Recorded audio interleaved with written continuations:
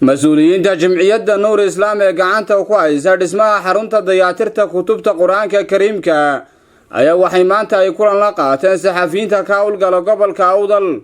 kulankaasi oo ujeedadiisu ay daarneyd sidii saxafiyiintu door muhiim ah uga qaadan lahaayeen bulshadana ugu sheegi lahaayeen muhiimadda ay leedahay dhismaha lagu dayactiro kutubta Quraanka Kariimka.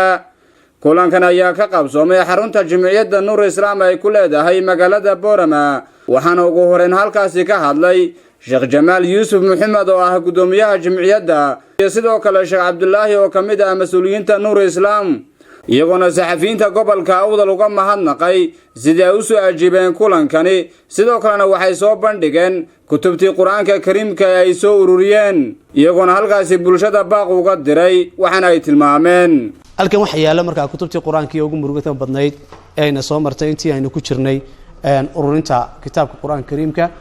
waxaan ka soo qaadnay gidaafad baa laga soo qaaday. waxa jirta marka qaar kood qolinkan khashinka qaada ee gidaafadaha guraya ayaa dadkii markii ay kutubtii badatay go'go'day ay dabeetay marka wax qaadaan kutubtii oo go'go'an waxa lagu dhex daraa khashinka. baarid baan sameeynay dabeetay waxaan soo ogaanay in dadku bay leeyihiin mar haddii aan go'go'ay la gubayo khashinkuna lagu dhex gubo. taasina waa runtii wax weeye mid laga subxaanaleysto.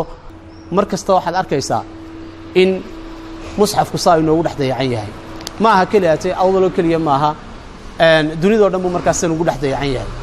mar hadduu si ugu dhex dayacay adduunkii oo dhan waxaan isnidhi marka waxay ku habboon tahay in meel u gaar loo sameeyo oo loo dhiso oo marka halka kitaabka Quraanka lagu ilaaliyo qalabkiisii marka lagu sameeyayna loo raadiyo sida marka lagu dayactiro. taan rabni marka inaan idin soo gudbinay waa taas nala wadaagtaan. markaas insha Allah waxaan doonaynaa inaan waxa weeyaan aynu ka wada shaqeyno saynu bulshadana uga wacdi gelin lahayn aynu u gaarsiinaa dhib ka weyn runtii ma jirto. xanuun oo dhan waxa ka weyn in kitaabka Ilaahay subhanahu wa ta'ala magacii Ilaahay ku qoran yahay casiiska ahaa ee sharafta lahaa qiimaha badnaa aw dhaxdeeni markaas sidana uu ku noqday.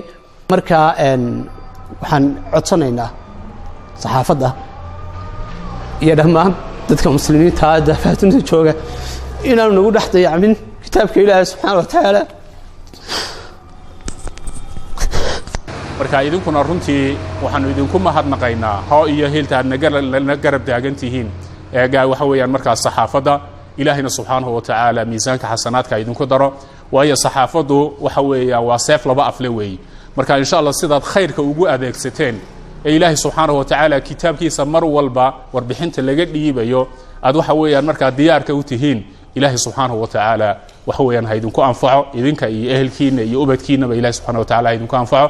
cid kasta oo waxa weeyaan markaana maqlaysa in Ilaahay subhanahu wa ta'ala kitaabkiisa laga soo qayb qaato oo dhulka la bixiyay in ay dawladdu bixisay in loo dhiso waxa weeyaan hantidana Ilaahay subhanahu wa ta'ala waxa weeyaan marka in lagu bixiyo buu in amray meelaha ugu khayrka badan waana kitaabka Ilaahay subhanahu wa ta'ala halkii ugu qiimaha badnayd ee kitaabka Ilaahay subhanahu wa ta'ala hantida lagu bixinayay buu kamid yahay. geeska kale iyaguna waxa sidoo kale halkaasi ka hadlay Abubakar Xasan Caafis gudoomiyaha wasaaradda warfaafinta iyo dhaqanka ee gobolka Awdal iyo sidoo kale Ibrahim Cabdullaahi Suxufi oo kamid ah saxafiyiinta gobolka Awdal.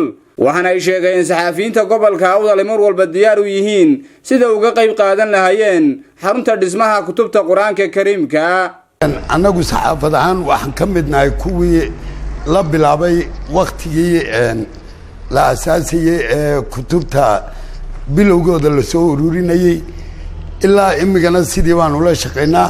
xil gaar ah inaga saaran oo mas'uuliyiin baan nahay inaan cid walba ku baraarujino kitaabkii meel ku dayacan in la soo qaado oo xitaa haddaan awoodi kari weynayna inagu gubno ama god u qodno inaan soo gaarsiino jimciyadda dadkana aan wacyigelin u samayno aan nidhaahno la xidhiidha jimciyatu Nuurul Islaam al-Khayriya oo idin fududaysayna meel walba idinku timaado oo ay idinka qaado kitaabka go'go'ay iyo kuwii aad meel xun ku tuuri lahaydeenba iyagu si ay u xafidaan u dhiiba.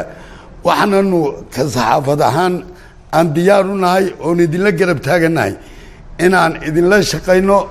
waanad ku mahadsantihiin waan idinka mahadcelinanaa hawshaa ballaadhan ee aad qabtaana. ka saxaafad ahaan haddii Ilaahay raado Ilaahay dartii intaan ku darsan karno intaan ka gaarsiin karno intaan la qaban karno waan la qabanaynaa. markaad noocan oo kale u shaqaynayso waxaa la yidhaahdaa jihaadu bilisaan oo qof carabkii ku jihaadayo diintii ilaahay kor ugu qaadayo kale ayaad noqonaysaayo dee waa xilligii ajarka iyo aakhiradaba looga faa'iidaysanayay marka haddii ilaahay idhaahdo waxaan kusoo gebagabeynayaa inaan diyaar u nahay ka saxaafad ahaan inaan la shaqayno jamciyadda inaan la garab galno hawshaana nila qabanno haddii ilaahay idhaahdo waa Cimraan Xuseen Aadan wararka muuqbaaya telefishanka caalamiga Star TV Boorama.